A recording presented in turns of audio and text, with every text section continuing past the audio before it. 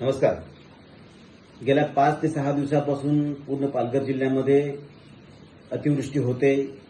पूर परिस्थिती ही निर्माण झालेली आहे. स्पेशली वसई, विरार, नालासोपारा या भागामध्ये पाणी साचलेलं आहे. बऱ्याचशा भागामध्ये गेल्या 3 ते 4 दिवसापासून वीज खंडित केली गेलेली आहे. जोपर्यंत पाणी ओसरत नाही तोपर्यंत वीज पुरवठा हा चालू करू शकत नाही. काही ठिकाणी ट्रान्सफॉर्मर नादुरुस्तीची कंप्लेंट आलेल्या आहेत. परंतु माझे एक्झिक्युटिव्ह साहेबांशी बोलणं झालेलं आहे. ट्रान्सफॉर्मरची कमतरता नाही. जी एजन्सी काम करणारी आहे ती सुद्धा तयार आहे. परंतु जोपर्यंत पाणी कमी होत नाही तोपर्यंत वीज पुरवठा मात्र ही चालू करू शकता येणार नाही. ज्या ज्या ठिकाणी पाणी नाही अशा ठिकाणी वीज पुरवठा चालू केला गेलेला आहे. आपली जीवनवाहिनी असलेली लोकल ट्रेन ही सुद्धा धीम्या गतीने चालू आहे. पाणी भरल्यानंतर काही ठिकाणी थांबावं लागतं. परंतु निश्चितच आम्ही वरिष्ठ अधिकाऱ्यांशी चर्चा करत आहोत. ग्रामीण भागामध्ये सफाळा, पालघर, बोईसर, डहाणू या भागामध्ये बऱ्याचशा घरांमध्ये पाणी गेलेलं आहे.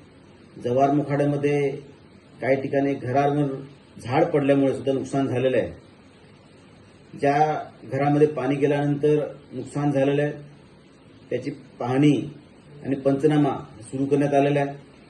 त्या सगळ्या ठिकाणी फूड पॅकेट्स मिळतील, वॉटर बॉटल्स मिळतील याची सुद्धा दखल प्रशासन घेते.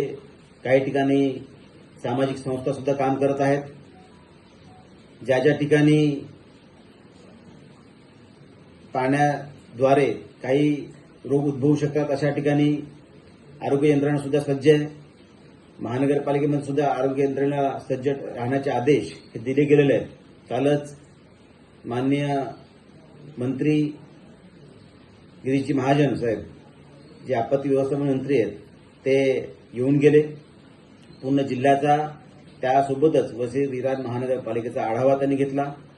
जी मदत चालू आहे, बचाव कार्य सुरू आहे त्याचा आढावा घेतला. झांझरोळी या धरणाच्या इथे सुद्धा जाऊन आले.